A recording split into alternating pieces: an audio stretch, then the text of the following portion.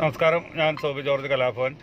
ഇപ്പോൾ കുറച്ച് ദിവസമായിട്ട് നമ്മുടെ ജാസി ഗിഫ്റ്റുമായിട്ട് ബന്ധപ്പെട്ട കുറേ വാർത്തകൾ ഇങ്ങനെ ചൂട് പിടിച്ച് വരുന്നുണ്ട്. ഒരു സൈഡ് മാത്രമാണ് ഈ പറഞ്ഞുകൊണ്ടിരിക്കുന്നത് എപ്പോഴും, അദ്ദേഹത്തെ സ്റ്റേജിൽ അപമാനിച്ചു എന്ന്. അങ്ങനെയൊക്കെ അപമാനിച്ചെങ്കിൽ അതിന് ഒരിക്കലും നമ്മൾ ന്യായീകരിക്കുന്നില്ല. പക്ഷേ അതിൻ്റെ സത്യാവസ്ഥ എന്തായിരുന്നു എന്ന് ഞാൻ മനസ്സിലാക്കിയെടുത്തോളം ജാസി ഗിഫ്റ്റിനെയാണ് ആ കോളേജിൽ ഇനാഗ്രേഷനായിട്ട് വിളിച്ചിരുന്നത്. അപ്പോൾ അദ്ദേഹത്തെ വിളിക്കുമ്പോൾ സ്വാഭാവികമായിട്ട് അദ്ദേഹത്തിൻ്റെ ഒരു പാട്ട് കുട്ടികൾ പ്രതീക്ഷിക്കും. അങ്ങനെ അദ്ദേഹം ഒരു പാട്ട് പാടി കഴിഞ്ഞിട്ട് അടുത്ത പാട്ട് പാടാൻ നേരത്ത് വേറെ 2 ഗായകരും കൂടെ സ്റ്റേജിലേക്ക് ചെന്നപ്പോഴാണ് ഈ ടീച്ചർ അത് തടഞ്ഞിട്ട് അദ്ദേഹത്തിൻ്റെ കയ്യിൽ നിന്ന് നമ്മൾ വീഡിയോ കണ്ടറിയാം മൈക്ക് പിടിച്ച് മേടിക്കുമെന്നല്ല ചെയ്ത്, ചോദിച്ച് മേടിക്കുകയാണ് ചെയ്തത്. ആ മൈക്കിൽ കൂടെ തന്നെ അവർ വിവരവും പറഞ്ഞു.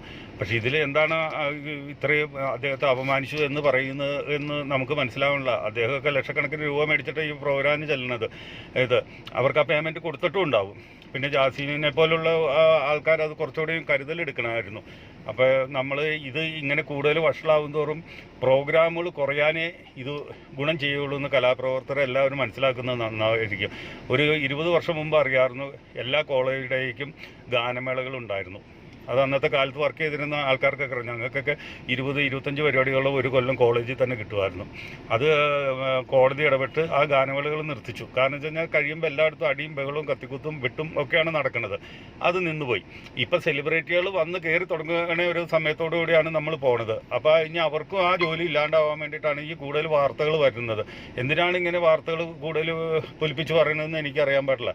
കാരണം വെച്ചാൽ അങ്ങനെ സംഘടനകൾ അതുമായിട്ട് ബന്ധപ്പെട്ട് ഒത്തിരി സംഗീത സംഘടന ഗായക സംഘടനയൊക്കെ ഉണ്ട്. ഇവർ ഈ വീട്ടിലിരുന്ന് ഈ സാധനം പബ്ലിഷ് ചെയ്യാണ്ട് ആ സെൻറ്റ് പീറ്റേഴ്സ് കോളേജിന് മുമ്പിൽ വന്ന് ഒരു ദിവസമെങ്കിലും ഒരു ധർണ നടത്തുക. അത് നടത്താനുള്ള ചങ്കുറ്റം ആദ്യം കാണിക്കുക. അപ്പോൾ അങ്ങനെയാണെങ്കിൽ നിങ്ങൾ അത് കഴിഞ്ഞിട്ട് ഈ പറയണതൊക്കെ നമ്മൾ സമ്മതിക്കാം.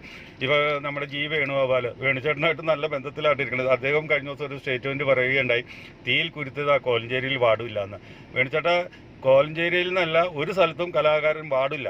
അത് കലാകാരനെ പാടിക്കാനായിട്ട് ആരെങ്കിലും നോക്കുകയാണെങ്കിൽ അവർ പിന്മാറുകയുള്ളൂ, അവർ തോറ്റുപോകുള്ളൂ എന്ന് തന്നെ ചേട്ടന് തന്നെ അറിയാവുന്ന കാര്യങ്ങളാണ്. ഇപ്പോൾ കഴിഞ്ഞ വർഷം കണ്ണൂർ അടുത്തൊരു കലാഭവൻ്റെ പ്രോഗ്രാമിന് മുമ്പ് ചേട്ടൻ ഒരു പരിപാടിക്ക് ഇനാഗ്രേഷൻ വന്നിരുന്നു.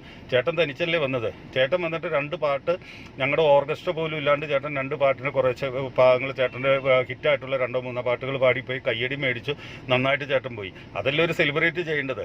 പക്ഷേ ഈ ജാസി ഗിഫ്റ്റ് എന്താണ് അങ്ങനെ ചെയ്തത്, അല്ലെങ്കിൽ അദ്ദേഹത്തിന് എന്താണ് അങ്ങനെ പറ്റിയെന്നുള്ള കാര്യം നമുക്കറിയില്ല. പക്ഷേ ഇതിങ്ങനെ കൂടുതൽ വാർത്ത വരുന്തോറും അടുത്ത കൊല്ലം സെലിബ്രിറ്റികളെയും കോളേജിൽ നിന്ന് ഒഴിവാക്കുന്ന സ്ഥിതി വരും. ഇതാണ് ഉണ്ടാകാൻ പോകുന്നത്.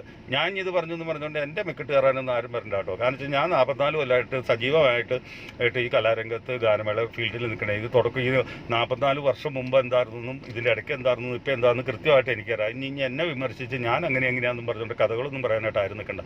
ഞാൻ പറഞ്ഞ സത്യമുള്ളത് തന്നെ, അതല്ലേ ഈ കാലം തെളിയിച്ചോളൂ. നന്ദി, നമസ്കാരം.